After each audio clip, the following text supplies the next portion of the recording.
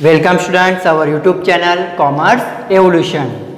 Students आज हम पुनर्मूल्यांकन खाते के एग्जाम्पल स्टार्ट करने वाले। अब पुनर्मूल्यांकन खाते के एग्जाम्पल इस चैप्टर में आपको बोर्ड में नहीं पूछे जाएंगे क्वेश्चन। हाँ, हो सकता है स्कूल के एग्जाम में पूछे जाए, लेकिन बोर्ड में इस चैप्टर के एग्जाम्पल नहीं आएंगे। मतलब मैं जो अभी पढ़ाने वाला हूँ उसके एग्जाम्पल नहीं आएंगे। जितना हमने पढ़ा कि त्याग ज्ञात कीजिए, लाभ ज्ञात कीजिए, लाभ का प्रमाण, त्याग का प्रमाण, ओके, तो वह एग्जाम्पल 3 मार्क्स के लिए पूछेंगे। लेकिन मैं जो आप पढ़ाने वाला हूँ वो एग्जाम्पल बोर्ड से रिलेटेड नहीं है। लेकिन आज जो मैं पढ़ाने वाला हूँ वो एग्जाम्पल आज अगर आप समझ लो, आपको आ जाए, तो जो हमारा अगला चैप्टर है, चैप्टर नंबर 5 और चैप्टर नंबर 6, तो आपको आसानी से वो चैप्टर आ जाएगा। लेकिन उसके लिए आपको अभी प्रैक्टिस करनी पड़ेगी, तो तब जाकर आपको प्रॉब्लम्स नहीं होंगे। ओके स्टूडेंट्स, तो अब एग्जाम्पल स्टार्ट करने से पहले मैं आपको 2 बातें बताने चाहता हूँ। तो 2 बातें आपको ध्यान रखनी है। अगर 2 बातें आपको ध्यान में आ जाए तो 100% आपको ये चैप्टर आ जाएगा। ओके,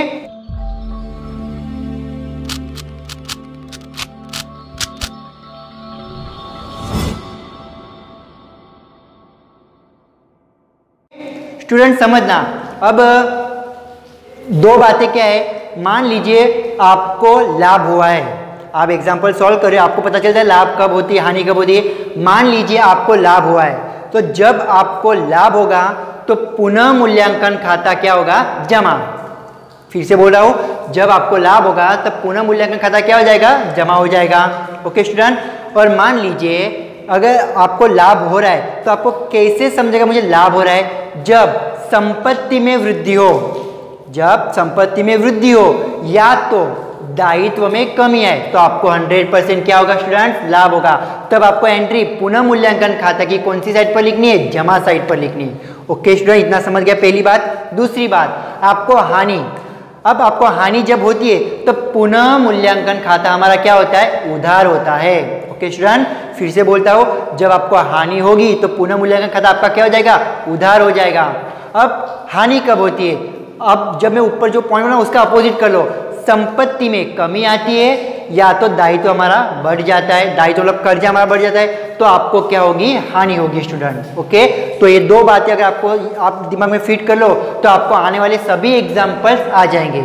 ओके स्टूडेंट, तो ये 2 बातें आपको ध्यान में रखनी पड़ेगी। ओके, आइए स्टूडेंट्स, अब हम एग्जाम्पल हमारा स्टार्ट करते हैं। देखिए एग्जाम्पल नंबर 7 क्या दिया आपको? भावना, भरत और भूमेश एक साझेदारी पेढ़ी के 2:1:1 के प्रमाण में लाभ हानि बांटने वाले साझेदार हैं। तारीख 31/7/17 के दिन उनकी पेढ़ी की पक्की तलपट निम्न अनुसार है। ओके, तो देखिए तारीख 31/3/2017 की पक्की तलपट आपको दी है। पूंजी दायित्व रकम, संपत्ति लेना रकम। आपको यहाँ पर पूंजी खाता दिया है, हमारे 3 साझेदार है, भावना, भरत, भूमेश, उनके आपको यहाँ पर पूंजी दी है। फिर लेनदार दिए आपको, देनी हुंडी आपको दी है। फिर यहाँ पर देखिए संपत्ति नाम में जमीन, मकान, यंत्र, फर्नीचर, विनियोग, देनदार, लेनी हुंडी, रोकड़ शेष और बैंक शेष, इस तरह से आपको यहाँ पर पक्की तलपट दी है। अभी जो एक्स्ट्रा जानकारी है वह हम देखेंगे। देखिए स्टूडेंट, एक्स्ट्रा जानकारी नंबर 1, पॉइंट नंबर 1 क्या है? जमीन की कीमत रुपये 7 लाख गिननी है। ओके स्टूडेंट, देखना हम एक एक पॉइंट सॉल्व कर जाएंगे, एग्जाम्पल हमारा करते जाएंगे।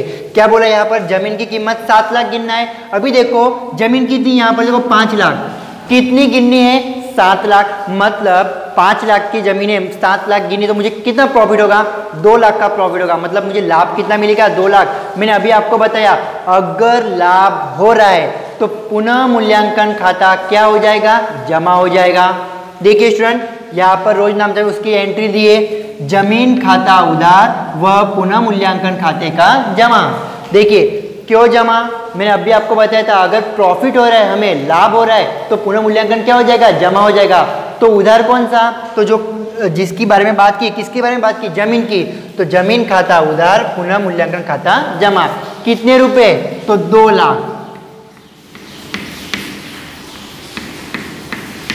ओके स्टूडेंट, समझ में आ गया। अब इसकी एंट्री तो दे दी, अभी पुनः मूल्यांकन में उसकी एक असर दे रही है। तो देखो यहाँ पर पुनः मूल्यांकन क्या है? जमा है ना, तो पुनः मूल्यांकन की जमा साइड पर हमें क्या लिखना है? कौन सा खाता? जमीन खाता। जमीन खाता कितने रुपए है? 2 लाख। ओके स्टूडेंट, समझ में आ रहा है आपको?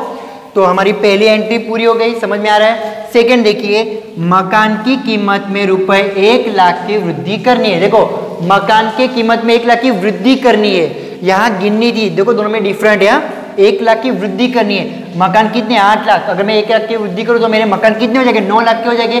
तो 1 लाख की वृद्धि होगी तो मेरा क्या है? फायदा ही है। अगर मेरा फायदा हो रहा है तो पुनः मूल्यांकन क्या हो जाएगा? जमा हो जाएगा। मैंने आपको स्टार्टिंग में बताया था। तो देखिए क्या एंट्री है? मकान खाते उधार व पुनः मूल्यांकन खाता जमा। कितने रुपए? तो 1 लाख, क्योंकि 1 लाख की वृद्धि हुई ना, तो यहाँ पर क्या आएगा? 1 लाख आएगा। ओके स्टूडेंट, अभी देखिए पुनः मूल्यांकन क्या है? जमा है ना, तो जमा साइड पर क्या नाम आएगा? मकान खाता। कितना है? 1 लाख। ओके स्टूडेंट, समझ में आ रहा है आपको अच्छे से? अब थर्ड देखिए पॉइंट, यंत्रों की बाजार कीमत रुपए 2,50,000 है, जो बही में लिखना है। देखो यंत्रों की बाजार कीमत कितनी है? 2,50,000। यहाँ पर यंत्र कितनी? 4 लाख के, और बाजार कीमत क्या है? 2,50,000। मतलब मुझे नुकसान हो रहा है। कीमत थी मेरी 4 लाख, लेकिन कितनी हो गई? 2,50,000। मतलब कितने कम हो गए? 1,50,000, क्योंकि 4 लाख में से 2,50,000 गए, 1,50,000 बचे। तो 1 लाख, मेरे यंत्र 4 लाख के थे, बाजार कीमत 2,50,000 बोल रहा है, तो मुझे नुकसान होगा। कितना नुकसान होगा? 1,50,000 का। मतलब मुझे हानि हो रही है। अगर हानि हो रही है तो पुनः मूल्यांकन खाता क्या हो जाता है स्टूडेंट्स? उधार हो जाता है। तो देखिए एंट्री, पुनः मूल्यांकन खाता उधार व यंत्र खाता जमा। समझ में आ रहा है आपको? तो पुनः मूल्यांकन कितना डिफरेंस कितना है दोनों के बीच में? तो 1,50,000 का। तो 1,50,000 स्टूडेंट, समझ में आ रहा है? फिर से एक बार पॉइंट बोलता हूँ। देखिए यहाँ पर 2,50,000 बाजार कीमत थी, यहाँ पर कितनी है? 4 लाख। तो मुझे मेरे यंत्र जाएंगे कितने में जाएंगे? 2,50,000 में। तो मुझे कितना का घाटा हो रहा है? 1.5 लाख का। मतलब 1.5 लाख के मुझे नुकसान होगा, हानि होगी।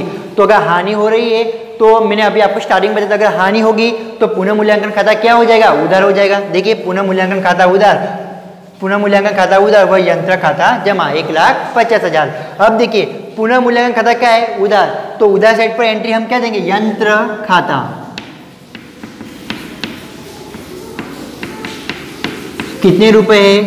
1,50,000। ओके स्टूडेंट्स,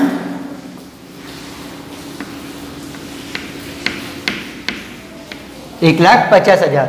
अभी आगे देखिए पॉइंट नंबर 4, देनदारों पर 20% की दर से डूबत ऋण अनामत का प्रावधान कीजिए। कितना बोलना है उसने? देनदार पर 20% की दर से डूबत ऋण का अनामत का प्रावधान करना है। तो देनदार हमारे कितने हैं? तो देनदार देखिए कितने? 1 लाख के। देनदार 1 लाख के हमारे पास। तो अगर देनदार 1 लाख के, उस पर आप 20% निकालो तो कितने हो जाएंगे? कैलकुलेशन करने पर 20,000। अभी देनदार पर प्रावधान करना है तो मुझे पता है मुझे वो पैसे मिलने नहीं वाले, मेरा नुकसान होगा। नुकसान मतलब हानि हो गई। हानि हो गई तो पुनः मूल्यांकन खाता क्या हो जाएगा? उधार हो जाएगा। तो देखिए चौथा है, आप चौथी हमारी एंट्री, पुनः मूल्यांकन खाता उधार व डूबत ऋण अनामत खाता जमा। रकम कितनी आएगी? 20,000 रुपये।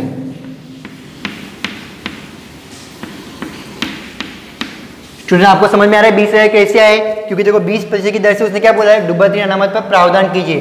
तो मेरे देनदार कितने? 1 लाख के, फिर मैंने उस पर 20% की दर से प्रावधान किया तो कितना आया? 20,000। ओके, अभी देखिए पुनः मूल्यांकन खाता क्या होगा? उधार हो जाएगा। तो उधार साइड पर आ जाइए, क्या लिखेंगे हम? डूबत ऋण अनामत खाता।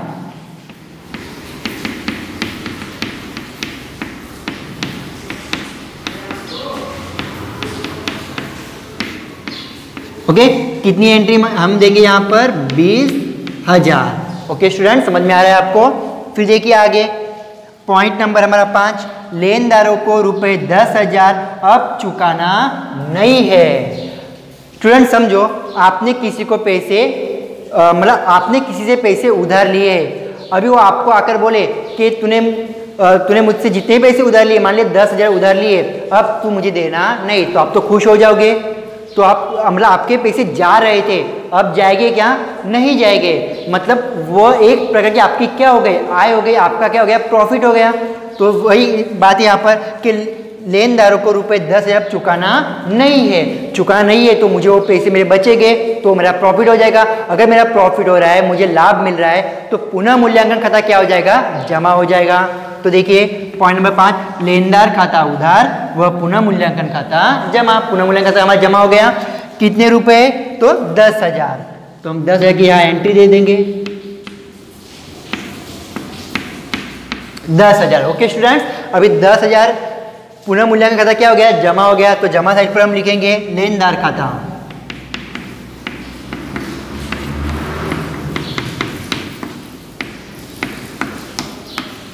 $10,000। ओके स्टूडेंट, समझ में आ रहा है? हम क्या एंट्री दे रहे हैं? क्रॉस एंट्री दे रहे हैं। ओके, अगर आपको ये आ गया तो आपको ऑटोमेटिकली पुनः मूल्यांकन खाता आ जाएगा।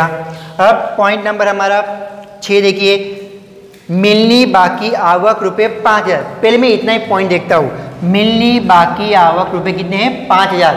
स्टूडेंट, आपको आवक मिलनी बाकी है 5,000, तो आपको जब मिलेगी आपका क्या हो जाएगा?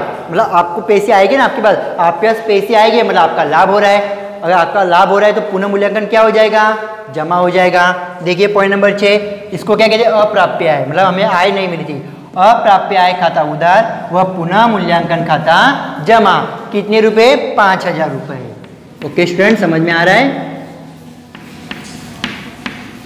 5,000 आपको आय इन फ्यूचर मिलेगी। अब पुनः मूल्यांकन क्या हो गया? जमा। तो पुनः मूल्यांकन खाता की जमा साइट पर हम क्या लिखेंगे? अप्राप्य आय खाता।